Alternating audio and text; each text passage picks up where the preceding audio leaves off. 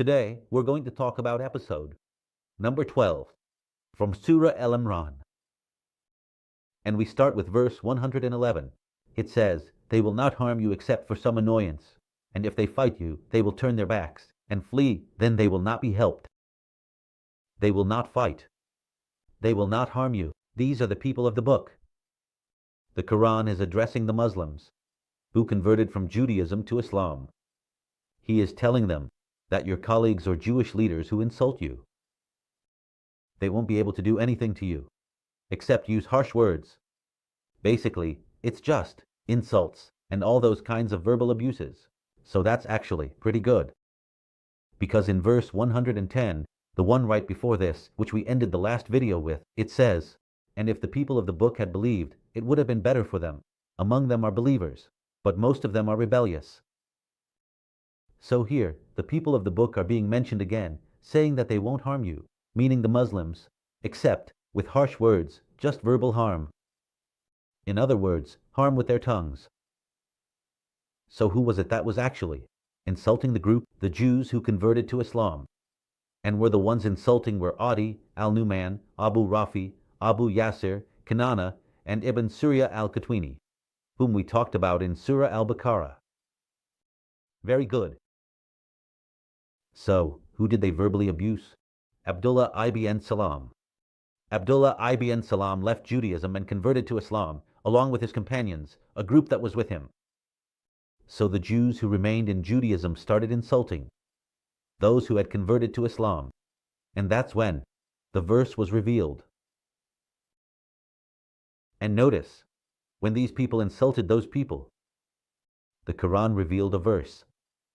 It told them, don't worry, the worst they can do, the most they can do, is insult you. But who said this? It was Al-Qurtubi. That's it. 112. Humiliation has been imposed upon them wherever they are found, except by a rope from Allah and a rope from the people. They have incurred the wrath of Allah, and poverty has been imposed upon them. That is because they used to disbelieve in the signs of Allah and kill the prophets without right. That is because they disobeyed and transgressed. The truth is, the meaning here is that humiliation has been imposed upon them, means it was decreed for them. It was made obligatory for the Jews. They had humiliation written upon them. What is the disgrace here? It is killing and insulting. It was decreed for them to be killed and taken captive, wherever they were found. That is, humiliation has been imposed upon them. Wherever they are found means it was decreed for them to be killed and taken captive wherever they are found. Exactly. Except in two cases. Either they convert to Islam, or they pay the jizya tax. That's the solution, basically. Either they convert to Islam, that is, embrace Islam, or they pay money, which is the jizya. Who says this? Al-Baghawi. That's his interpretation, or explanation, of the verse. Period. And they killed the prophets without right. He says about this that it was revealed as, because the children of Israel used to kill 300 prophets in a single day. Honestly, I don't know how many prophets there were in total. Keep in mind, they used to kill 300 every day. The children of Israel, 300 prophets. That's quite a lot. Who says that? Who is Ibn Kathir quoting when he says that? Ibn Kathir. This statement, or the report about killing 300 prophets daily, is being quoted from Ibn Abbas. And Ibn Abbas, we could maybe talk about him sometime, give him 2 or 3 minutes or so, just to tell you who he is. But he was someone of significance. I mean, in the Quran and in Islam, he had a big role. They used to call him the scholar of the Ummah, or the interpreter of the Quran. So, we'll talk about him more later. Verse 113 says, "They are not all alike. Among the people of the book is a group that stands for the right. They recite the verses of God during the night while they prostrate themselves." Honestly, when I read this verse, I didn't understand it at all. Because when it says, "They are not all alike among the people of the book," I understood it as if there are two groups, one group and another group. That this one is not equal to the other. But it turns out that there's only one group mentioned in the verse. Which group is that? It's the group that stands for the right, reciting God's verses during the night while they prostrate themselves. So where's the other group that they're supposedly not equal to? I can't find it. That's why Al-Qurtubi says. He says that the verse contains an omission, an implied meaning. So what exactly is this omission? And others are not listed. Meaning, one group is upright, and another is not upright. But how does that work? Am I supposed to just guess? So, there's an omission in the Quran and we're supposed to figure it out. Honestly, I don't get this. This verse really caught my attention. Let me read it to you again, and focus with me. They are not the same among the people of the book.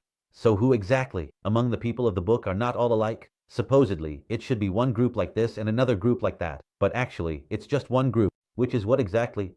An upright group. They recite the verses of God throughout the night while they prostrate. Ibn al-Qurtubi says, there's an omission in the verse, an implied meaning, and another, which is a different group, meaning not upright, or not standing firm. I don't understand this part at all. Okay, verse 114. They believe in God and the last day. They enjoin what is right and forbid what is wrong, and they hasten to do good deeds. Those are among the righteous. They believe, the believers here. Ibn Kathir says that the believers, referred to in the word they believe, are the same believers mentioned in verse 199 of Aali-Imran. God. Okay, my brother, then why didn't you just put it after that, make it 100? I mean, verse 199. The whole surah is 200 verses. So he's saying the believers in verse 117 are the same as the believers in verse 199. Honestly, I don't get it. Pay attention. Alright, let's see what verse 199 says. It says, and indeed, among the people of the book are those who believe in God and what was revealed to you and what was revealed to them, humbling themselves before God, up to the end of the verse. That's what Ibn Kathir says. So my question is, if the believers in 114 are the same as the believers in 199, why are the two verses so far apart? I don't get it. Keep in mind, as long as the context is the same and these believers are the same as those believers. I still don't understand. Anyway. 115. And whatever good they do will never be denied them.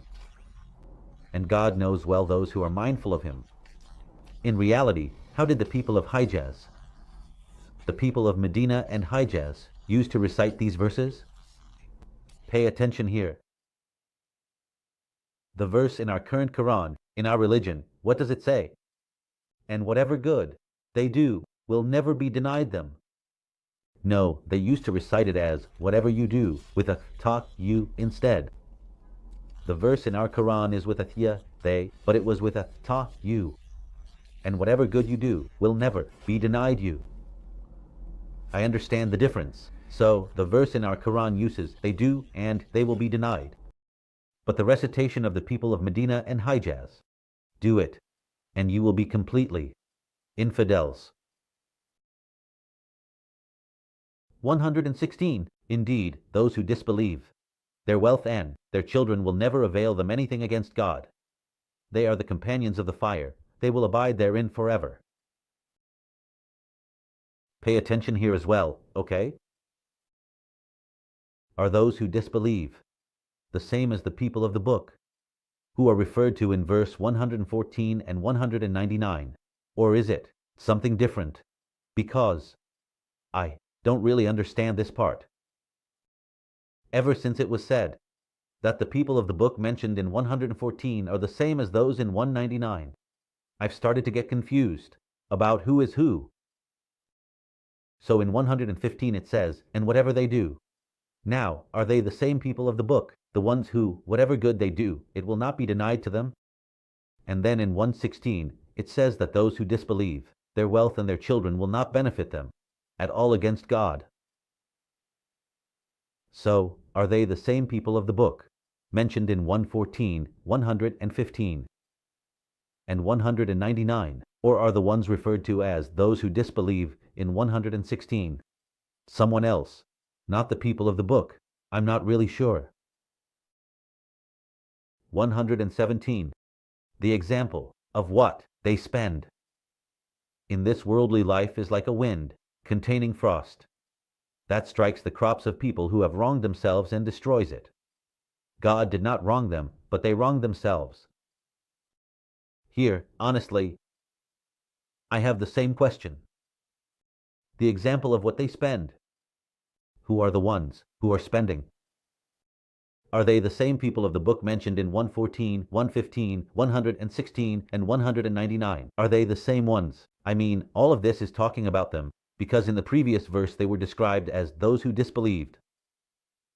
So, are the people of the book one group and those who disbelieved another?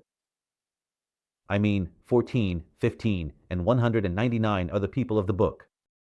But 116 and 117, those are something different. Those are the disbelievers. They're not the people of the book, right? Or what's the situation here? Honestly, I went and looked it up with the scholars. 14 and 15 are understood to be the people of the book, or maybe even from the very beginning. Pay attention. From 111 to 115, those are the people of the book, that's clear. Then in 116, it says those who disbelieved. So, are those who disbelieved the people of the book? And then in 117, it says the example of what they spend in this life. Now, are these those who disbelieved, or the people of the book? Or are they actually the same people of the book who disbelieved? That was really the question. Okay. What does it say? The example of what they spend in this worldly life is like a wind, containing frost, that strikes the harvest of a people, who have wronged themselves and destroys it. God did not wrong them, but they wronged themselves. So, the first question or the first point is, are they the same people? Is the pronoun in the verb they spend referring to the people of the book mentioned from verses 111 to 115? Or is it referring to those who disbelieved in verses 116 and 117? I'm not sure, honestly. There are 4 opinions about the word spend here. Some people say that the spending refers to Abu Sufyan's spending on the enemies of the Prophet during the battles of Uhud and Badr. So, it would be like what they spend.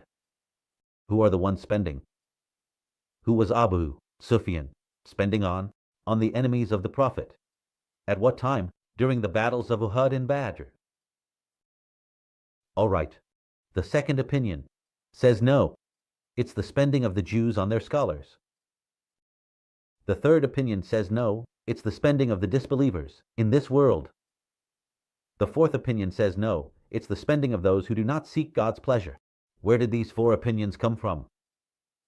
From al-Baghawi and al-Qurtubi. Just so, things are clear. I mean, we don't even know which one to choose. So, who exactly is this verse directed at, and why? Is it about Abu Sufyan, or about the Jews who spend on their scholars, or about the disbelievers? Is it about the spending of the disbelievers in this world, or about those who spend without seeking God's pleasure? That was a very important point. 118. O you who have believed, do not take as intimates those other than yourselves, for they will not spare you any ruin. They wish you would suffer. Hatred has already appeared from their mouths, and what their hearts conceal is greater. We have made the signs clear. We have made the signs clear to you if you use reason. Here's the truth. Abdullah ibn Mas'ud. How do I see this verse? I see it. It has appeared, not appeared. Hatred has appeared. Hatred. And when Abdullah ibn Mas'ud recites in a certain way or with a particular reading, we should take that into consideration, or discuss it. We need to be thoughtful as we read. Okay. Who is it that says Abdullah ibn Mas'ud read it as Bada al-Baghdad, from their mouths, not Badat as it appears in the verse? Ibn Kathir and al-Tabari are the ones who say that, okay. So, what's the reason behind it? What is the reason for the revelation of this verse? O you who have believed, do not take as intimates those other than yourselves. That is, don't trust, befriend, or ally with them. The Jews and the people of the book. See, this verse was revealed to put a stop to that, because the Muslims had friendships, affection, neighborly relations, love, nursing ties, intermarriage, and everything with the Jews. They were like family, completely. So the Quran was revealed telling them not to do that, not to deal with them at all, cut ties with them. You see. So it was revealed to stop them from befriending the Jews. It was like saying, hey, Tuma. Why is that? Because he told them, they'll find out your secrets, plot evil against you, and tempt you away from your religion. So don't deal with them at all. Who said this exactly? The one who said. This was al-Baghawi. So, who did al-Baghawi get this from? He got it from Ibn Abbas. So, in short, this verse was revealed to warn the believers or Muslims against dealing with the Jews completely, because there were neighborly relations, affection, friendship, marriages, family ties, and even nursing relationships between them. All of that existed between the Jews and Muslims. They were living together very normally. But then they were told no. This verse told them to cut off all dealings with them completely. Don't deal with them, because they'll find out your secrets, plot against you, and try to lead you astray in your religion. But again, the one who said this was al-Baghawi, quoting Ibn Abbas. Very good. 119. Here you are, you love them. See, you do love them. That's what the Quran, or God, is saying to the Muslims. Here they are, look at you. You love them. They're just like that. In our way of speaking today, you know. Here you are, loving them, but they don't love you. You love them, but they don't love you. So, what do you think about that? That's why I'm telling you, cut ties with them properly. And believe in the whole book. When it says you believe in the book, here it means the books, the Torah, the Gospel, and the Quran. You Muslims believe in the Torah and the Quran, in the whole book, meaning all the scriptures. Muslims believe in the Quran, the Torah, and the Gospel. Jews believe only in God. The people of the book only believe in their own books. Or the Jews only believe in the Torah. That's how it is. And when they meet you, they say, we believe. When they see you, they act friendly and say they're believers and things like that. But when they're alone, they bite their fingertips in rage against you. Say, die in your rage. Surely, God knows what is in the hearts. So here, in short, when it says, the book, it means all the scriptures. Muslims believe in all the scriptures, while Jews only believe in their own book. All right. So who says that? That the book means all the scriptures? It means all the books. That Muslims believe in all the scriptures, and Jews only believe in the Torah. Who said that? It was al-Baghawi, al-Sadi, Ibn Kathir, and al-Tabari. All four of them, of course, wrote entire volumes on this subject. I'm summarizing it for you in one sentence. All right. Very good. The real question here is, did Muslims actually believe in the Torah and the Gospel? Honestly, I don't know about that. I mean, that's them. So how do Muslims act? They believe. They say, we believe that Moses is a prophet and Jesus is a prophet. But, did they believe in the Torah and the Gospel? If they say they're distorted? Today. How is it now? Back then? Honestly, I don't really understand. Anyway, 120. If something good happens to you, it upsets them. And if something bad happens to you, they rejoice over it. But if you are patient and mindful of God, their schemes will not harm you at all. God is fully aware of what they do. That's very clear here. In short, and simply as well, the Jews, If a disaster befalls you, Muslims, they're happy. If something good comes your way, they get upset. That's it, plain and simple. It doesn't get any simpler than that, in my opinion. That's the explanation, or clarification. Exactly. So that's why, because they rejoice in your harm and your suffering, and because they get upset when any good comes your way, they don't deserve to be close confidants, friends, or allies. Because their intentions aren't right. So what does this really mean? What's the real idea here? I tried to go as quickly as possible, so I could free up about 5 minutes or so to talk to you, because there are so many things.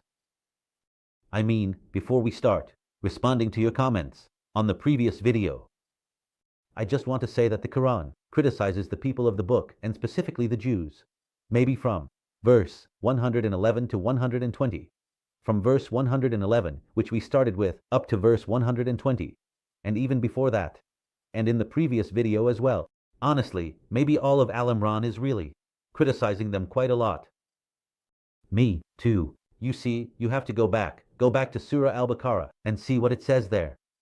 All that we just covered in Aali-Imran was criticism of the Jews, and in Al-Baqarah as well. If you remember, in verse 74 of Al-Baqarah, what does it say?